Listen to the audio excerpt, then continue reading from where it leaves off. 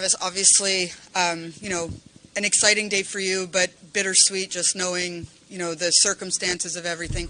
How are you feeling right now about what's up against you guys going forward here? I don't look at it as what we're up against. For me, it's been a crazy 12, 14, 15 hours, whatever it's been. It hasn't been an easy day for anyone, really everyone in our organization. Wouldn't be right if I didn't talk about Lindy. First, he's a great coach. Really of all time, from what he's done, it wouldn't surprise me if he was in the Hall of Fame one day with his coaching. And for me, he's even a better person. So, a lot of players in that room, a lot of coaches, myself included, owe Lindy a lot. A lot of these players have been with him a long time, and he helped their careers get them to where they are today, helped them to get contracts that they have now. And this is not the way I envisioned being a head coach again in the NHL. So when people say congrats, it doesn't quite feel that way. But moving forward, it is my job now to help this team move forward, help them progress. And, that started this morning. One of the things that, talking to Fitzy, he said who Travis was as an associate, as an assistant coach, will be very different from who you are as a head coach, and that you demand accountability and you are very demanding. Can you explain to people what you expect and who you believe you are as a head coach? Well, I did talk to the team today, and I've been in the game a long time as a player. Your relationship is always a little different as an assistant coach, as a head coach. But I'm still the same person. I did tell them that it will be a little different. As an assistant coach, your communications, your daily interactions with players are different than a head coach. I tried to let them know what kind of coach I am in a shorter amount of time. I used the words like trust, communication, honesty. Those are all important parts of coaching. I believe players trusting you, that you have your best, that they're in a safe environment. That it is a partnership with the players and the coaches, and my job is to help the players become better hockey players and play their best hockey. Really, ultimately, that's what a coach's job is to do and win. I have high expectations and standards for myself, for our coaching staff, and for our players, and I can be demanding, like a lot of coaches, but fair. And I talked about how I envision our team playing, and not just how I envision this team playing, but really how do you win in the NHL? It's a hard league to win in, and we've got a lot of young players in that room. I think people sometimes forget how young this team is, and they're top players. And it's going to be important that we teach them how to become better players and how to win in the NHL, because we're not here to just make playoffs or just be good. We're here to win championships, and there's a lot that goes into winning in the NHL other than skill. But we do have a lot of skilled players, and when you can have that skill, it's an exciting group of players. So what is the biggest difference you want to see from your group tonight? Let's just start with game one. Well, I'd like to see a lot of energy in our game, a lot of passion. I like players that love winning and confidence. Players that have swagger, that they believe in themselves, and they're hungry to get on the ice. And they love winning and hate losing. And for me, those are big elements in the NHL. Obviously, we have a team that can play very fast, but that doesn't just involve skating. That involves being predictable, playing as five, arriving as five, coming back as five. And, there's parts of our game that we went over quickly. We are not going to come in here today and change a bunch of things in one day. And, but I want there to be a different energy. That usually happens when there's a new voice. And hopefully our players are excited when they come to the rink tonight. Travis, you just mentioned you're not going to change a bunch of things in one day. One of those players, Alexander Holtz, still on the fourth line. What do you want to see from him to maybe work his way up? Yeah, I mean, Holtz, he's a young guy in the league. He's got a lot of upside in his game. I talked to Holtzy quickly on the ice after practice today and said, hey, it's a new day. It's a fresh start, new beginning. Yeah, he's on the so-called fourth line, and that can change fast. He knows what the expectations are as far as what we want to see out of him as a player. It's not just about the goals and the assists. There's a lot more that goes into winning, and right now it's all about how do we win. And would it surprise me if Holtzy moves up at some point? No. But the onus always falls back on the player. And, there's certain things that we want to see in his game. It's up to us to communicate those things to him and work with him to achieve his goals of playing more, really, right now. That's what he wants. And, we all want that, but we all want to win too. And, the power play hasn't necessarily been great lately. Yeah. What are you going to do or what do you plan to do to make changes there and get them going a little bit? Well, we're not going to just reinvent the wheel and change all the power play. I like our power play. I think we've got a lot of good players on it. I think we got off to a great start this season. A lot of pucks went in the net. Our shooting percentage was high. We've had a lot of nights here lately where we've created a lot and the puck hasn't gone in the net, and that happens. There's ebbs and flows in your power play.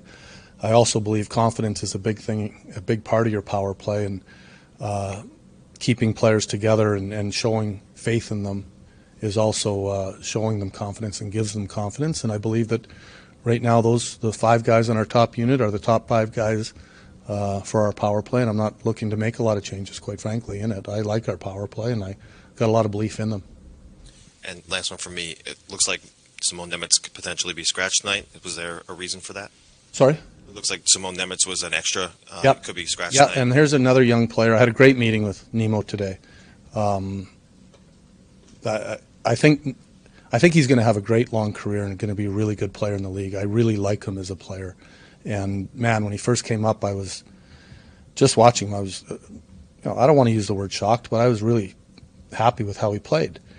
But also in saying that, I talked to him this morning, and I think your game has dipped the last 3 weeks. And we've been talking about pulling him in, pulling him out, and we talked about why. And I think it's really important. I've worked with a lot of young players over the years to be honest with them and also, make sure that you keep their confidence, because I don't want to take confidence away from players. And I think especially young players, it's important that they keep their confidence. I told him he's going to get back in. We talked about some things that I want to see, we want to see. And a lot of it has to do with his skating. He just doesn't have that pop that he had when he first came up. And the season's a grind.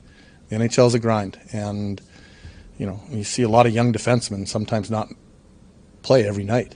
And there's nothing wrong with that. And that's up to us to make sure that we move him along and make sure that his play raises as he plays more and grows as a player. And, when I left the room today, I wanted to make sure that it wasn't a terrible thing that he wasn't playing tonight and make sure that his confidence remained.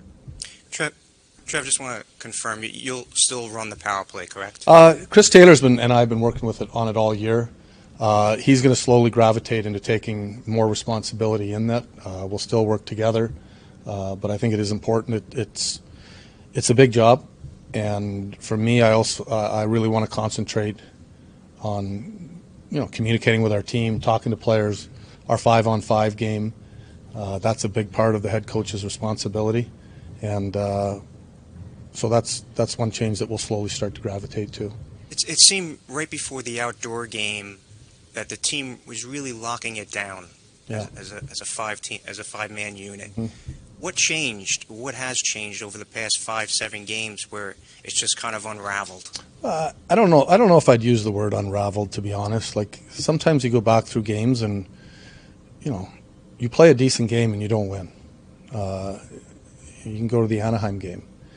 You get 55 shots and you lose a hockey game, and that's not unraveling. But we have changed some things with our D-zone coverage, and we're going to continue to work on it. Obviously, at this time of year, defending is a big part of winning. And little details in your D-zone coverage can cost you major mistakes and major goals. And when you have new young players, making them understand that part of the ice is important and vital in winning.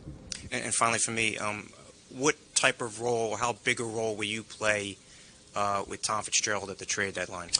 To be honest, we haven't talked about that.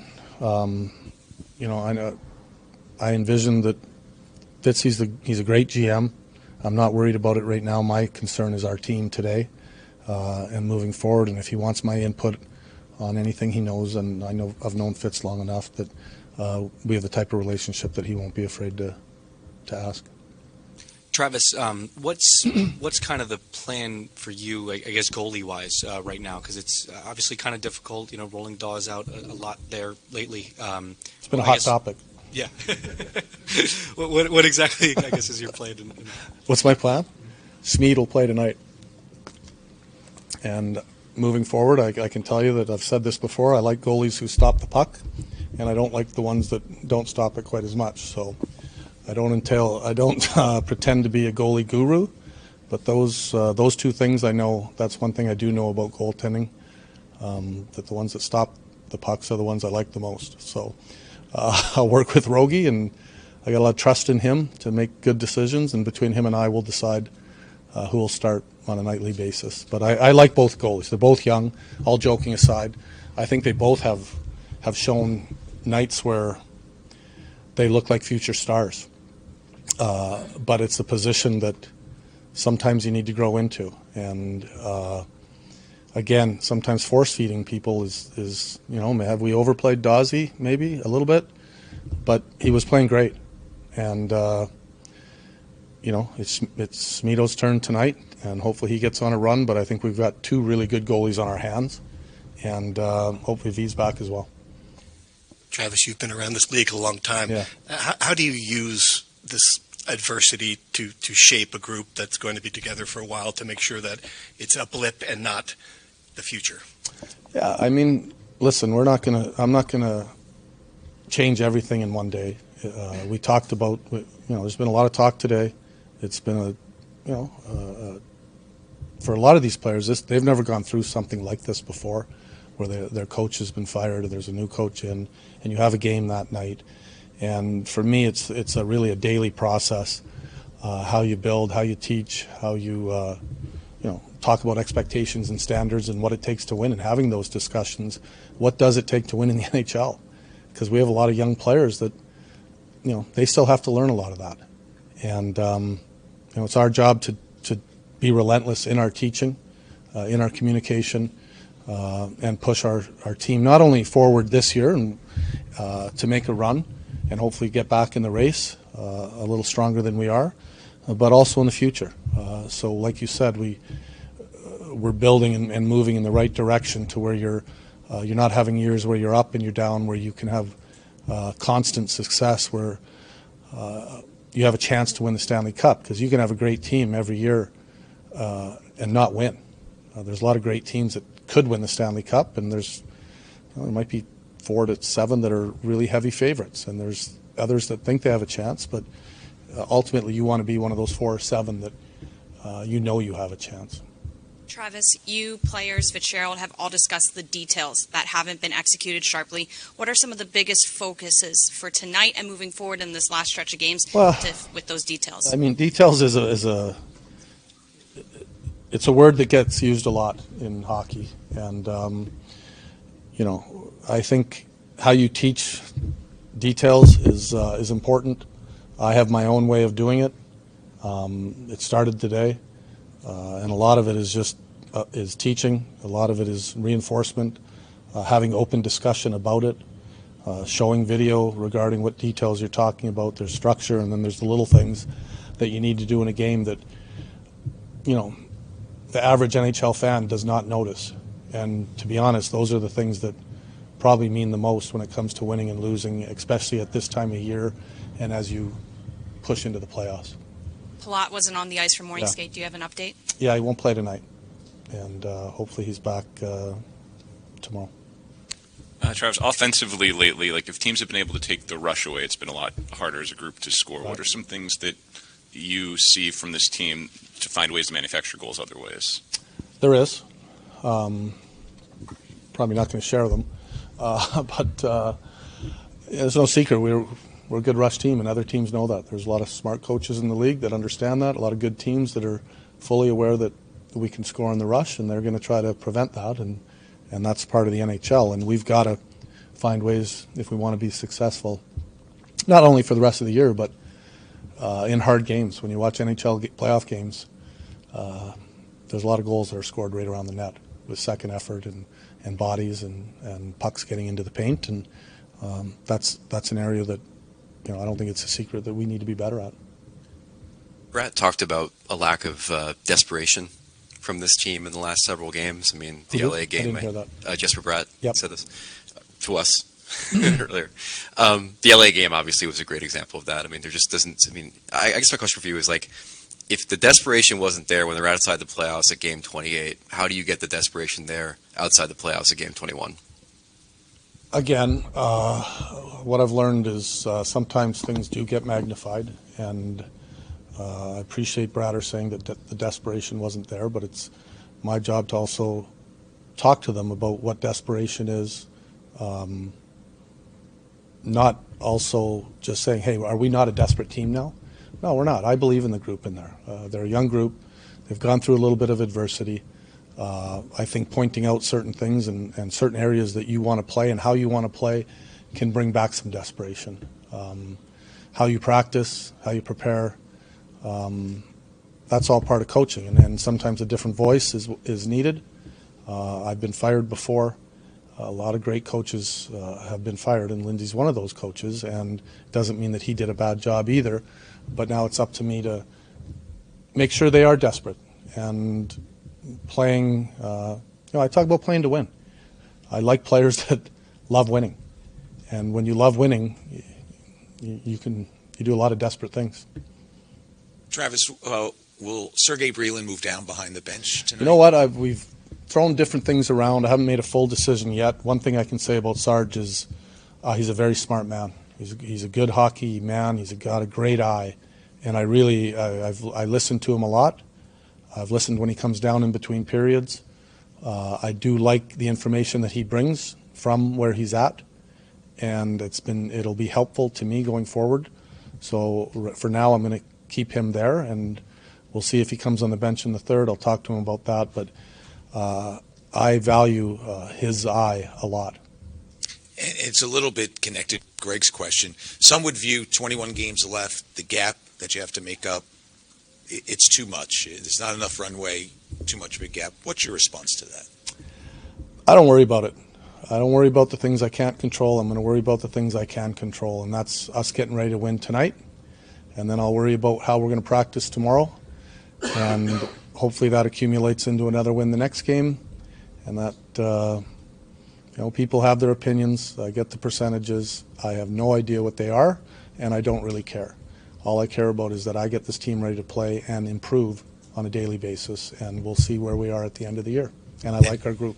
And quickly off topic, in Al Arbor's 1,500th game, Tom Fitzgerald scored the game-winning goal. You had the primary assist. Wow. There wasn't a lot either Hornick, way. I have to credit the great Islander statistician with coming up with that information. He passed it along. Do you remember anything about that? I don't remember the goal. I should, because Fitzy didn't score a lot, so I should remember the goal. But I don't. I do remember, obviously, I played with Tom a lot. And, we were both very lucky to play under Al Arbor. And I still, to this day, when I go back and talk about coaching, I learned a lot from Al. And not necessarily X's and O's, but how to care for players, how to comfort them, how to push them. And, he was an amazing man, an amazing coach, and we're both lucky that we got to play under him. Last one, Tom. I don't need a microphone. Tom was saying that you're a very demanding guy. One of the criticisms of the team lately is that, giving away the puck, not being in the right spot. Are you the kind of guy who would say, you've done this 2 games in a row, you're not playing anymore?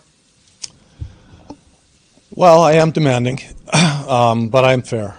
And I do believe in communication, honesty. And, hey, are you asking me if I'm going to sit out a player or two? Yeah, I am. That's part of the game. I mean, there's guys that sit out every night. But also it's not like there's certain guys I'm never going to sit out. Like, That's reality in the NHL, and I wouldn't do that. But will some guys be surprised once in a while? Maybe. I hope not. There's certain ways that you get players to play well, and that's the last resort for me is sitting a guy out, taking ice time is away. But before you get to that point, I think you really need to dig into a player, talk to a player, help a player.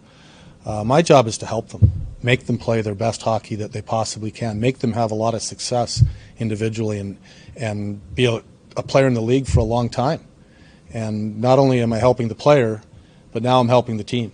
And you help a player individually, you help a team collectively, and that's always been my take on it. Yeah, I can be demanding. Hey, show me a good coach that's not demanding. There probably isn't a lot. Thank you, Travis. Okay.